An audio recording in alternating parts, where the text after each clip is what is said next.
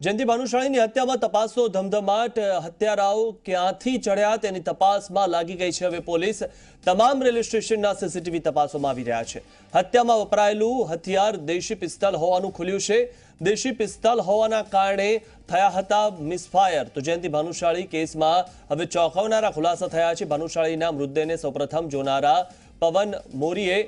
Police પૂછપરછમાં સમગ્ર ઘટનાનું વિવરણ કર્યું હતું જેમાં તેણે જણાવ્યું હતું કે હત્યારાઓએ પહેલા કમ્પાર્ટમેન્ટનો દરવાજો ખખડાવ્યો હતો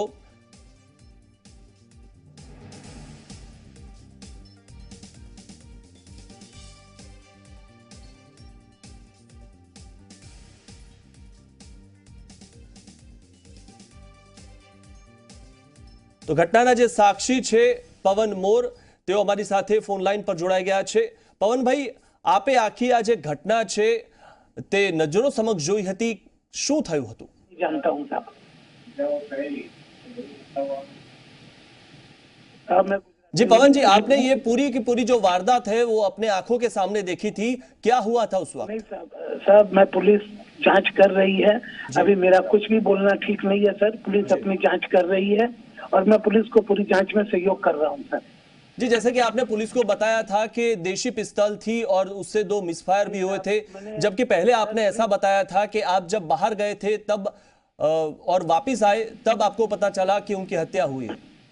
सर पुलिस अपनी जांच कर रही है मैं पुलिस को जांच में सहयोग कर रहा हूँ पुलिस की जांच के सहयोग के बीच में मेरा कुछ भी कहना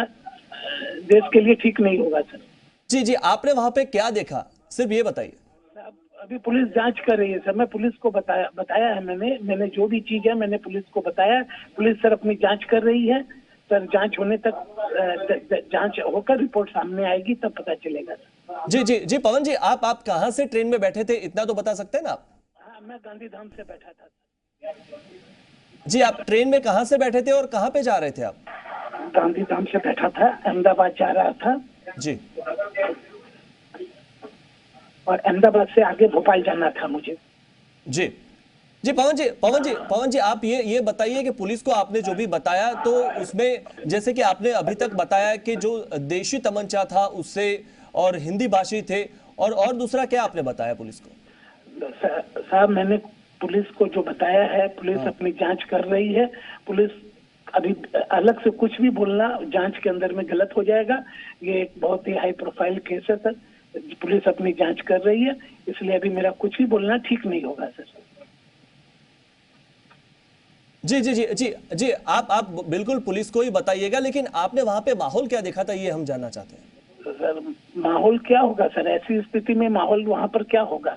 माहौल सर अभी पुलिस जांच कर रही है सर सब रिपोर्ट्स आ जाएगी आप पुलिस सब सारी चीज आपको सर पुलिस पूरा महकमा लगा हुआ है सर पूरे सीनियर ऑफिसर्स लगे हुए हैं एकदम जी जान से लगे हुए हैं सर दिन रात लगे हुए हैं तो सर पुलिस को जांच जी जी जी धन्यवाद पवन जी हमारे साथ बात करने के लिए तो पवन જે આ વ્યક્તિ છે તેણે સાક્ષી છે અને તેણે જોયું હતું ત્યાં અત્યાર સુધી જે મહત્વના સમાચાર જે સામે આવ્યા હતા તેમાં તેમણે પોલીસને જણાવ્યું હતું કે દેશી તમંચાથી આ હત્યા થઈ છે અને તેમાં 2 મિસફાયર પણ થયા હતા અને જેમણે હત્યા કરી છે હિન્દી ભાષી હતા તેવું પણ તેમણે જણાવ્યું છે અને પોલીસને તે એક બાદ એક માહિતી આપી રહ્યા છે પણ મહત્વની વાત એ પણ છે કે ગઈકાલે જ્યારે તેમણે પ્રથમ માહિતી પોલીસને આપી હતી ત્યારે તેમણે એવું કીધું હતું કે તેઓ બાથરૂમ ગયા હતા અને ત્યારબાદ જ્યારે તેઓ પાછા આવ્યા ત્યારે તેમણે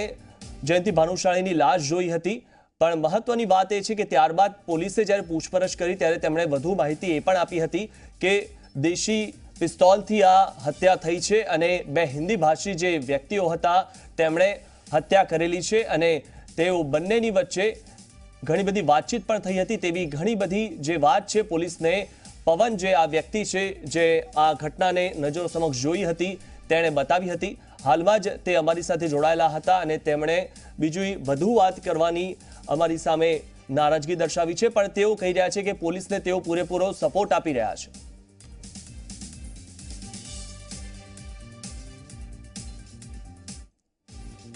મહત્વના સમાચારની વાત કરીએ તો ગાંધીધામ પહોંચી છે સીઆઈડી ક્રાઇમની એટીએસની ટીમ સીઆઈડીની ટીમ અને એટીએસની ટીમ ગાંધીધામ પહોંચી છે સંયુક્ત ટીમની ગાંધીધામ રેલવે સ્ટેશને તપાસ થઈ રહી છે એક ટીમ ગાંધીધામ પહોંચી છે રેલવે સ્ટેશન તપાસ કરીને રવાના થઈ ગઈ છે। અન્ય એક ટીમ ભુજ જવા રવાના થઈ છે, જેની ભાનુશાળી હત્યા કેસની તપાસ શરૂ થઈ ગઈ છે। રેલવે સ્ટેશને સીસીટીવીની તપાસ થઈ રહી છે। ઉલ્લેખનીય છે કે રેલવે સ્ટેશનના તમામ જે સીસીટીવી છે તે તપાસવામાં આવી રહ્યા છે અને આ જે પણ જગ્યાએ ટ્રેન ઊભી રહી હતી અને ત્યાં કોણ કોણ લોકો આ ટ્રેનમાં મુસાફરી કરી રહ્યા હતા તે તમામ બાબતોની હવે તપાસ કરવામાં આવશે। કારણ કે જ્યારે હવે એટલે સુધી માલુમ પડ્યું છે કે આ જે બે આરોપીઓ હતા તેઓ હિન્દી ભાષી હતા અને તેમણે દેશી તમંચાથી આ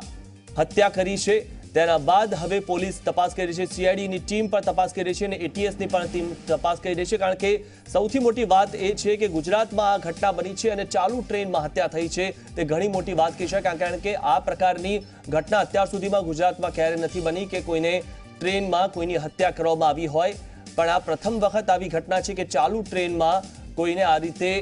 નિર્મમ હત્યા કરી દેવામાં આવી હોય। ત્યારે પોલીસ હવે તમામ પ્રકારે તપાસ કરી રહી છે અને દરેક જે આ ટ્રેન જે સયાજીનગરી ટ્રેન હતી તે જે પણ જગ્યાએ તેના સ્ટોપેજ હતા ત્યાંના સીસીટીવી ચેક કરી રહી છે અને સીસીટીવી દ્વારા એ પણ માલુમ પાડવાની કોશિશ કરી રહી છે કે કોણ કોણ ટ્રેનમાં મુસાફરી કરી રહ્યા। શું વધુ માહિતી મેળવી અમારા સંવાદદાતા અર્પણ ખાયદાવાલા પાસેથી। અર્પણ, જે રીતે સીઆઈડીની ટીમ અને એટીએસની ટીમ હવે તપાસમાં જોડાઈ છે, શું વધુ માહિતી મળી રહી છે?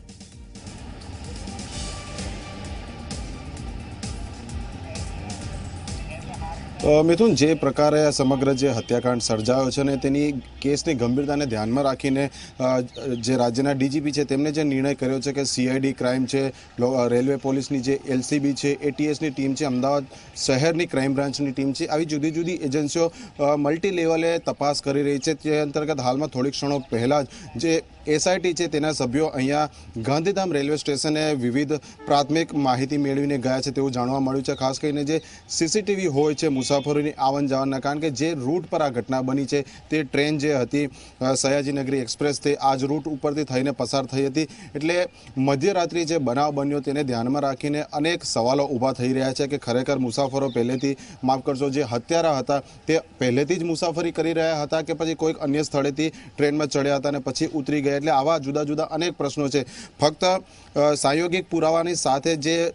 વૈજ્ઞાનિક પુરાવા પણ જેને કહેવાય છે, ખાસ એવિડન્સ કે જે સીસીટીવી છે, કોલ રેકોર્ડ છે, લોકેશન આધારિત જુદા જુદા અનેક પ્રશ્નો હોય છે, આની તપાસ કરવામાં આવી રહી છે। એક ટીમ હાલમાં પણ ગાંધીધામમાં હાજર છે, પરંતુ તેમનું લોકેશન ટ્રેસ નથી થઈ રહ્યું, પરંતુ જાણવા મળ્યું છે બીજી ટીમ જે છે તે ભુજ તરફ જવા રવાના થઈ છે। એટલે એક જ વિષયને લઈને જે એસઆઈટી બનાવવામાં આવી છે તેના સભ્યો પણ અલગ અલગ રીતે પોતાનાથી બનતા તમામ પ્રકારના જે પ્રયત્નો કરી રહ્યા છે કે વહેલામાં વહેલી તકે આ જે હત્યાની ગુથ્થી છે તે સુલઝાવી શકાય।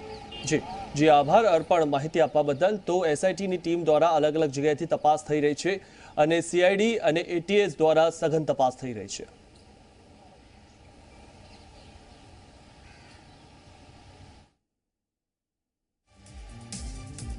અબડાસાના ભાજપના પૂર્વ ધારાસભ્ય જયંતિ ભાનુશાળીની અમદાવાદમાં અંતિમ વિધિ કરવામાં આવી। એફએસએલ ડોક્ટરે પોસ્ટમોર્ટમ કર્યા બાદ તેમના મૃતદેહને નરોડા સ્થિત નિવાસસ્થાને લઈ જવાયો હતો। ત્યારબાદ ત્યાંથી તેમની અંતિમ યાત્રા નીકળી હતી। જયંતિ ભાનુશાળીની દીકરી અને પરિવારજનોમાં ભારે આક્રંદ જોવા મળ્યો હતો। અંતિમ યાત્રામાં મોટી સંખ્યામાં ભાજપના નેતા જોડાયા હતા અને અંતિમ દર્શન કરી પરિવારને સાંત્વના પાઠવી હતી। જયંતિ ભાનુશાળીની દીકરીએ અંતિમ વિધિ બાદ તેઓના મૃતદેહનો અંતિમ સંસ્કાર કર્યો હતો।